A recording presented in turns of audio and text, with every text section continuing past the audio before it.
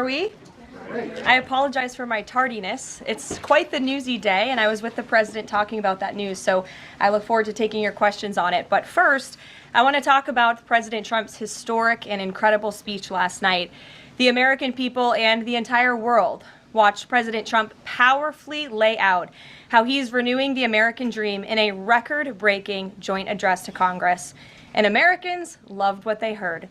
According to a CBS YouGov survey, an overwhelming 76% of those watching approved of President Trump's speech last night. The president spoke about how he's taken more than 400 executive actions on his key promises. The expectations were high, and President Trump is exceeding them. According to brand new polling from the Daily Mail, President Trump has never been more popular as his approval ratings are reaching historic highs. More Americans believe America is headed in the right direction than the wrong direction. Everyday Americans love this president because he tells it like it is, no matter what, and he did that last night. President Trump level set with the American people on the economy and exposed how badly Joe Biden screwed it up by causing the worst inflation crisis in 4 decades. President Trump was honest about where we are while making clear that help is on the way. As the president declared last night, he will make America affordable again. Last night, you also saw who motivates the president to work so hard. Everyday Americans, who President Trump shined a spotlight on last night in his speech. From Mark Fogle, who President Trump was finally able to reunite with his family and his beautiful 95-year-old mother after being detained in Russia, to Peyton McNabb, whose heart-wrenching story motivated President Trump to end men in women's sports, and to Allison and Lauren Phillips, the mother and daughter and sister of Laken Riley, who President Trump honored by signing the Laken Riley Act to ensure her name will live on forever. In other amazing and surprise moments, President Trump honored the life of Jocelyn Nungare, who was brutally murdered by illegal alien gang members. He ensured Jocelyn will never be forgotten by renaming a national wildlife refuge in her home state of Texas to honor her life. And in one of the greatest surprise moments of the night, DJ Daniel, an incredible 13-year-old boy who is beating brain cancer, saw his dreams fulfilled by President Trump when he was made an honorary Secret Service agent.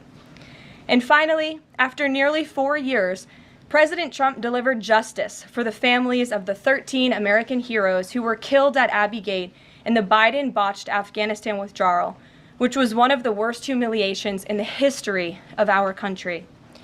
President Trump announced that we have detained Mohammed Sharifullah, the monster who was responsible for that horrific attack, and he was delivered to Dulles Airfield earlier this morning. On his first day in office, President Trump's national security team across the federal government prioritized intelligence gathering to locate this evil individual. President Trump's team shared intelligence with regional partners such as Pakistan, who helped identify this monster in the borderland area late last month. Mohammed confessed to his crimes related to Abbey Gate and other attacks in Russia and Iran as well to the Pakistanis. And U.S. law enforcement officers traveled to Pakistan over the weekend, where he again confessed his crimes to the FBI. As President Trump said last night, this killer will now face the swift sword of American justice for these atrocities right here on United States soil. Joe Biden was responsible for this botched withdrawal, and he had 3 years to find this evil terrorist, and he didn't even try to get the job done. But President Trump campaigned on behalf of and grew very close to the Gold Star families. He promised them accountability, and last night, he kept his promise. He spoke to those Gold Star families yesterday, ahead of his speech, in an incredibly heartwarming call to share this incredible news. And as President Trump asked in his speech last night, how could anyone possibly be opposed to any of this action that he is taking? Well, apparently, the modern-day Democrat Party could. The behavior of Democrats last night was completely disgraceful and demonstrated how severely out of touch they are with the American public. It was the most shameful moment in the history of presidential addresses in that beautiful chamber. In what was supposed to be a unifying moment for our country, Democrat members of Congress instead screamed at the President of the United States, who was just overwhelmingly reelected by their constituents, walked out of the chamber, and worst of all, they disrespected the American people. Democrats didn't stand to keep men out of women's sports. They couldn't even clap for a girl who got her head smashed in by a man on a volleyball court. Democrats didn't stand for an innocent and beautiful child who is surviving brain cancer. They opposed eliminating taxes on tips and Social Security. They didn't stand in favor of cutting taxes for hardworking Americans. They couldn't even clap for two mothers whose daughters were killed by illegal aliens. One of the only things that could get Democrats off their feet last night was cheering for Ukraine, not for America. Last night was a very clarifying moment for our country.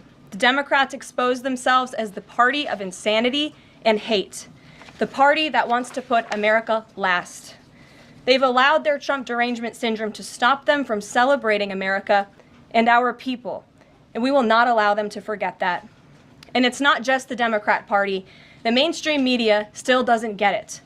Last night, MSNBC's Nicole Wallace disgustingly looped in a 13-year-old boy with brain cancer into an attack on the president over January 6th. And CNN's first chyron out of the speech called it divisive. President Trump wasn't divisive. The Democrats were. And CNN was proven wrong by their own viewers, 69% of whom, in a post-speech poll, said they had a positive reaction to the president's speech. It's sad and frankly pathetic that Democrats and liberals in the legacy media continue to allow their hatred for the president to override their love for our country. But nevertheless, the president will continue to unify this nation through policies that are grounded in common sense and that uplift all Americans. We have an individual in our new media seat today, Mary Margaret Olohan, who is the Daily Wire's first ever White House correspondent. Congratulations, Mary Margaret. The Daily Wire was founded 10 years ago by Ben Shapiro. The Daily Wire now has over 1 million paid subscribers, a monthly network reach of 138 million, and has evolved into a leading conservative multimedia giant. They are now the 5th largest podcast network in the world and home to some of the top-ranked shows.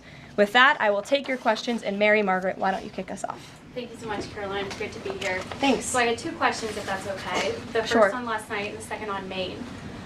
You talked about behavior from Democrat lawmakers, a lot of disruptions, and I just wanted to kind of go back to that. We saw Democrat lawmakers not stand for Laken Riley, for Peyton McNabb, for the son of a slain police officer and 13-year-old cancer survivor. What are the optics of that nationally, just in terms of not just the people who were in the room last night, but across the nation? And also, was President Trump expecting this type of behavior when he was crafting his speech? So I gave a quote to one of the media outlets in this room yesterday that Democrats behaving like children would be the least surprising thing of the night. And unfortunately, that quote did turn out to be true. I think the president and everyone, frankly, was surprised by the Democrats refusing to stand for not the president's policies, because frankly, we expected that, but for the everyday Americans who President Trump was shining a light on their stories.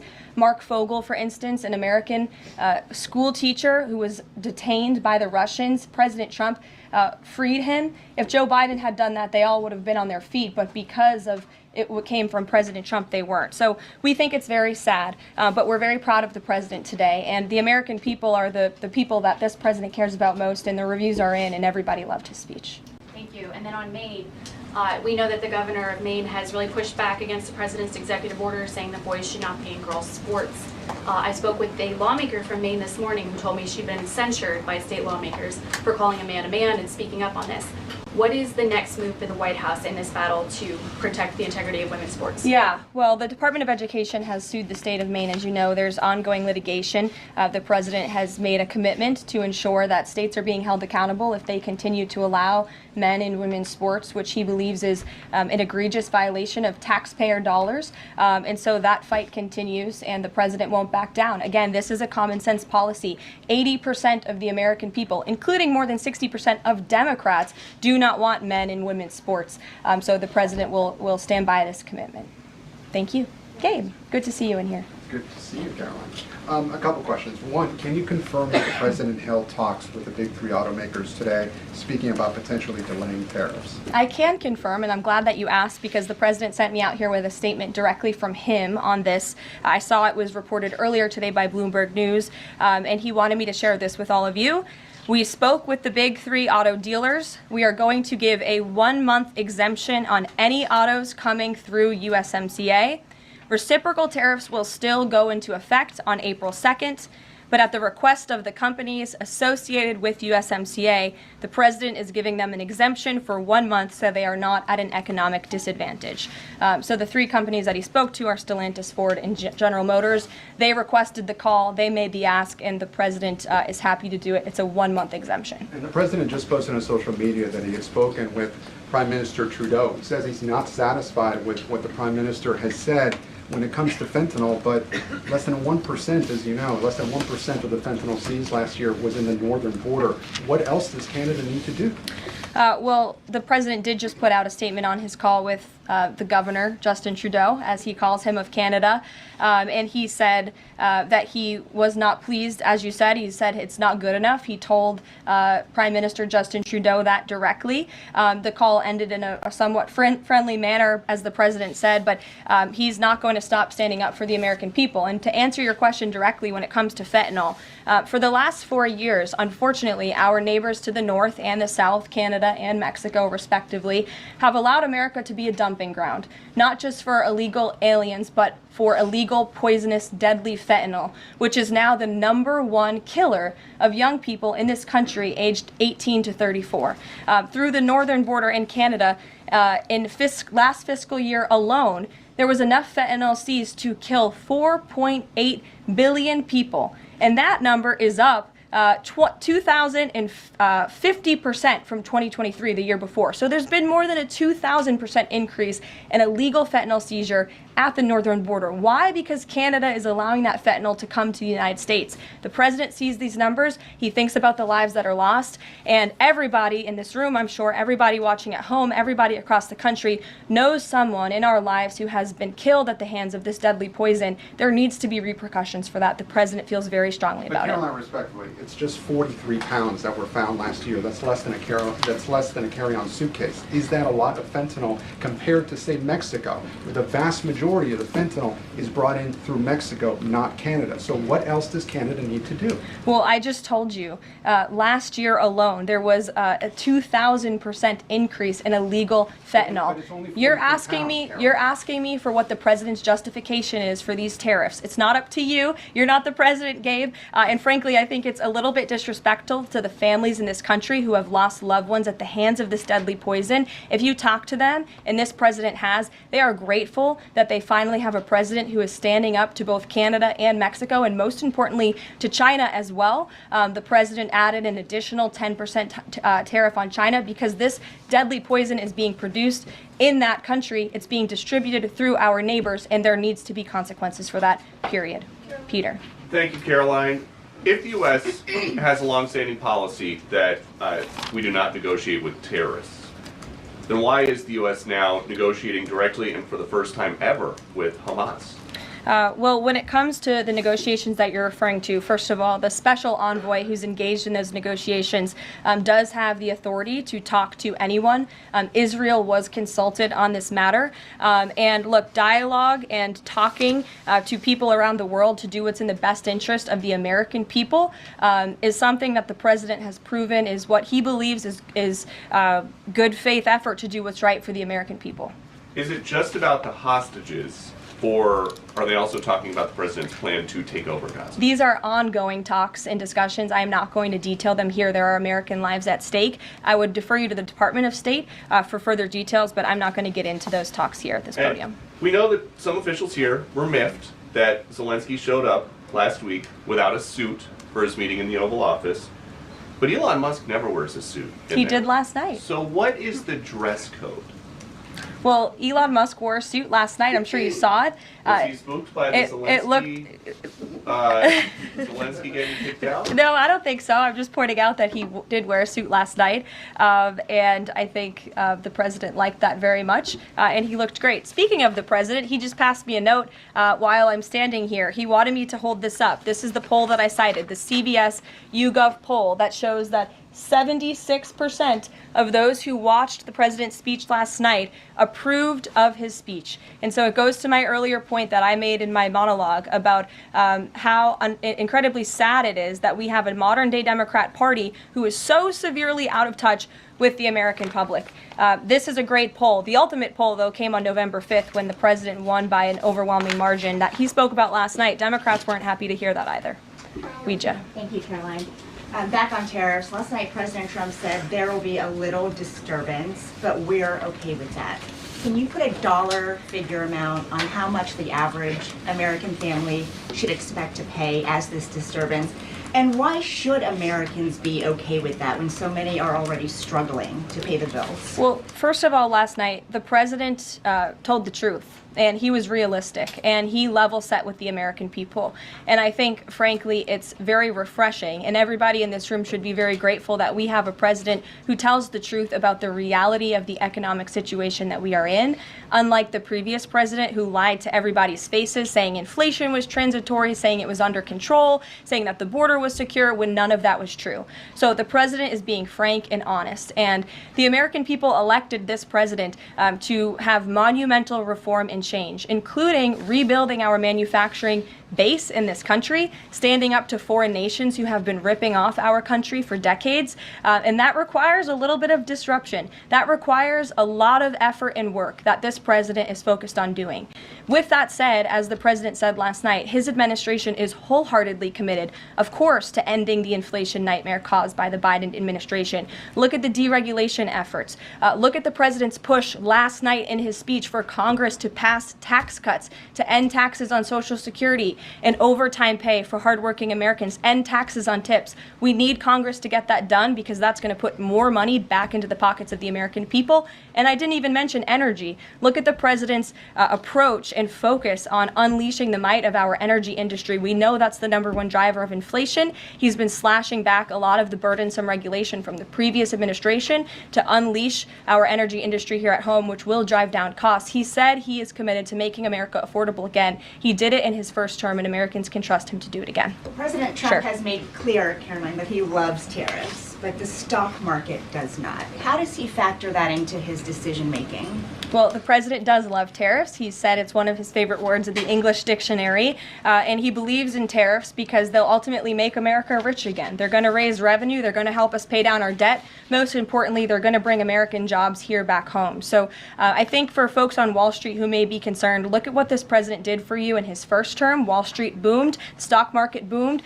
The president expects that to happen again, but most importantly, Main Street is going to boom, and that's why the president has this whole of government economic approach, which includes tax cuts, tariffs, regulation cuts, and an energy industry that will bring down costs for American consumers. Sure, Monica. Thank you, Caroline. You mentioned not one Democrat senator voted to protect women's sports from males. Not one Democrat congressman or congresswoman stood to applaud or support protecting women's spaces and sports at the president's joint session to Congress last night, as you articulately mentioned in the beginning. So I'm wondering, what message is that sending to not only young women who are competing in these sports across the country, but also to the parents of these young girls? Yeah. I think the message that Americans should take away from last night is that they have a president in the Oval Office who is committed to doing what's right for them, especially women and girls across the country. And I think it's very ironic, thank you for bringing up the point about women, that Democrat women were wearing pink to support our fellow females, yet they couldn't stand, again, for a young woman who was almost killed and severely injured by a man on the volleyball court. They couldn't stand for the mothers of two beautiful young women whose lives were taken tragically at the hands of illegal people. So you can't say you're the party of women and then support men and women's sports and not stand up for basic law and order and immigration reform that will protect women in this country. That's what President Trump is doing. He's the president for women. Lindsay, good to see you. Thank you, Caroline. Good to see you. So, speaking of tariffs, China said yesterday that they're ready for any kind of war with the U.S. Because of these tariffs that have been placed on them. And a Chinese spokesperson also said that the tariffs would not lead to a resolution of U.S. concerns about fentanyl originating in China. Can you speak to how the administration is planning on responding to that? Well, I think Secretary Hegseth has responded to that this morning. He said that America will always be prepared to defend itself, especially under the leadership of this president in the Oval Office. And that certainly remains true. Again, when it comes to tariffs, the president has been very tough on China, not just now with 20% and more with the reciprocal tariffs that will hit on April 2nd. But look at what he did in his first term. There were billions of dollars worth of tariffs that he implemented on China. And it's quite telling that the previous administration did not rescind those tariffs because they realized the value that they had in not only deterring China, but also raising revenue here in the United States. Rachel. Thanks, Caroline. Just a quick follow-up, two quick follow-ups on tariffs. The president mentioned a little disturbance during his remarks yesterday. The CEO of Target says that consumers will likely see prices go up on everything from strawberries to bananas to avocados. How long should Americans expect to pay higher prices? Are we talking a week, a couple of days, a few months? Again, I don't have a crystal ball, but what I can assure the American people is that this president and this administration is doing everything they can. And I would remind you and everybody else in this room that it's because of the previous administration's economic policies that Americans were left with record high inflation. Inflation throughout Joe Biden's entire 48 months in office was at or above 3%. It hit record highs, as you know. And there's a whole list of what the Biden economic disaster this president was left to clean up. It's been a month, but he's working hard every single day to do just that. Just one quick follow-up on the carve-out. Sorry to cut you off there. The U.S. imported $43 million worth of eggs from Canada. I know you mentioned some of the exemptions when it comes to automakers. Will there be any other carve-outs, including for eggs? We know prices are soaring for Americans. The president is open to hearing about additional exemptions. He always has open dialogue, and he'll always do, what's right, what he believes is right for the American people. But again, as for the egg crisis in this country, the president is wholeheartedly committed to ensuring we're increasing our egg supply, and we're also bringing down cost. And Secretary Rollins has been all over this issue. She comes from an agricultural background and family. That's why she's leading that very important department. She wrote an amazing op-ed in the Wall Street Journal. She's been all over the media talking about her plan. She has a real plan. The president endorses it. And he even, gave her an off-the-prompter shout-out last night to say, Brooke, I'm counting on you. It's an important issue. And this White House is working with Secretary of Agriculture every single day to address this issue. Sure. Jordan. Thanks, Caroline. So, what does it say that the Democrats, while they couldn't stand for Americans or stand for victims, they stood for war and clapped for war and clapped for 5 more years of war? Yeah, the president addressed that last night, I think, when he called out Senator Elizabeth Warren and said that, again, as I said in my opening speech, very telling that the Democrats refused to clap for American people and American interests and American priorities, but they did clap for the country of Ukraine, which, by the way, the president's working very hard to end that war. So Democrats should be applauding him for actually doing something about it. Follow up on that if I can. You've spoken recently about how what happened in the Oval Office last week gave Americans an inside look into behind-the-scenes discussions with Zelensky. Is this how he treated Joe Biden and just treated him disrespectfully and received billions of dollars? Well, it's a very interesting question. I don't know if anybody in here asked my predecessor who stood at this podium about that, but there was a report from NBC News that President Biden also got increasingly frustrated with President Zelensky when he was handing out blank checks and President Zelensky kept asking for more.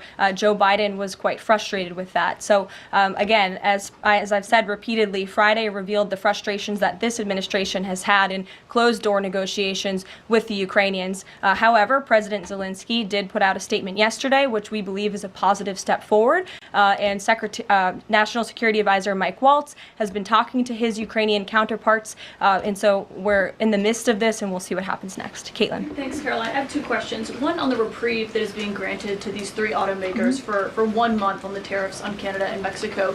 How did the president settle on 1 month? The reciprocal tariffs will go into effect on April 2nd, and he feels strongly about that no matter what, no exemption, so that's where the 1 month comes from. Does he expect them to be able to shift production within a month? He told them that they should get on it, start investing, start moving, shift production here to the United States of America, where they will pay no tariff. That's the ultimate goal. And on the conversations between the White House and the Ukrainians and the letter that President Trump revealed last night that he got from President Zelensky, Director Ratcliffe said today that the president has paused also intelligence sharing with Ukraine. Is that temporary or is that permanent? I believe what the National Security Council told me in regards to that was that they paused or they are reconsidering the funding for Ukraine, as you saw, the pause on the funding. As for intelligence matters, I would refer you to either the National Security Council or the CIA as well. But they're considering lifting or reinstating the military aid going to Ukraine, which they paused. Again, it's a pause for a review. Follow up on that. Sure. The president read parts of the letter that he received last night from President Zelensky. Can you give us a sense of when President Trump now plans to sign that minerals deal after receiving that letter? Those talks are happening as we speak. I just saw the National Security Advisor. He's working very hard on it. I believe he was going into the Oval Office to give the president an update on where this stands. But again, the president is committed to a peace deal. He wants to see this war end. And I think that President Zelensky's message, which he also shared on X as well, is a positive sign in the right direction. The president also said that the United States was reclaiming the Panama Canal. The president of Panama this morning, or at some point today, said that President Trump was lying. Wanted to get your response to that, and also curious if the president had a reason for not specifically mentioning BlackRock last night when he was praising the company that is buying canals or ports around the Panama. Yeah, I'm not sure if Panama has seen what's going on with their own canal, but as you just mentioned, BlackRock is now interested in investing and taking over the two ends of the port, which is very important because the president was very vocal several weeks ago about the need to ensure that China is not controlling the Panama Canal. This is a very important place for the United States of America. We also saw that the Panama Canal lifted fees on our U.S. naval ships that are going in and out of the canal. That's a win for the United States of America, and the president will continue to ensure that the Chinese government, the CCP, cannot be infiltrated in the Western Hemisphere, and certainly not in the Panama Canal, which is a very important place for our country. Dasha. The president continues to call the Prime Minister of Canada, Justin Trudeau, Governor of Canada. I'm curious what he means by that and if there are any plans that are moving forward with trying to make Canada the 51st state. And I have a follow-up on the economy as well. Sure. Well, the president put that in his True Social account, or his True Social post earlier today. He feels strongly that it would be very beneficial for the Canadian people to be the 51st state of the United States. They wouldn't be paying for these tariffs. They'd have much lower taxes if they were part of our great country. On the economy, you and I traveled the country during the campaign. This is an issue that so many voters decided to cast their ballots on, and they voted for President Trump. He has started to have that realistic conversation with the American people, that disturbance comment last night. But I'm curious if you can be real with Americans right now as all of these factors are playing out. Are things potentially going to get worse before they get better? Look, I've now been asked and answered this same question just given to me in different verbiage of 3 different times, and I will answer it again in an effort of transparency to the American people, because this is an important issue and the American people, this president understands that it is. And again, that's why in his joint address to Congress last night, he addressed this issue with a realistic and honest approach. He talked about what this administration is doing to unleash American energy and to make America affordable again, and this administration is wholeheartedly committed to doing it. And I would remind the American public that the first-term record of this president speaks volumes. That's why they reelected him, because they know that he can fix our broken economy, and it's very, very broken from the previous administration. Stephen. Thank you, Caroline. I've got 2 questions, one on press access, the other on fentanyl and tariffs. Sure. On press access, your predecessor, Karine Jean-Pierre, who presided over many novel press access restrictions, criticized the recent changes to the press pool made by your office. She said in an interview, quote, what we're looking at is what North Korea is doing. What's your response to that, and can you say anything to allay concerns that unfavorable coverage will be punished in this new press pool system? I think that's the same individual who said from this podium numerous times that the commander-in-chief was mentally and physically up for the job, which we knew was a lie. Many people in this room knew it was a lie. Many of you were admonished for asking questions about that truth. So when it comes to truth and transparency, this administration, this White House is setting the example. This president is taking far more questions than his predecessor, Joe Biden, did on a daily basis, and that will continue. And on fentanyl and tariffs, fentanyl produced largely in China has killed 334,000 Americans over 5 years. According to CDC data, that's about 1 in every 1,000 Americans. President Trump has cited this for applying new tariffs to Canada, Mexico, and China. But in addition to China's talk about being ready for any kind of war, they said yesterday, the foreign ministry said that, quote, the fentanyl issue is a flimsy excuse to raise U.S. tariffs, and, quote, the U.S., not anyone else, is responsible for the fentanyl crisis.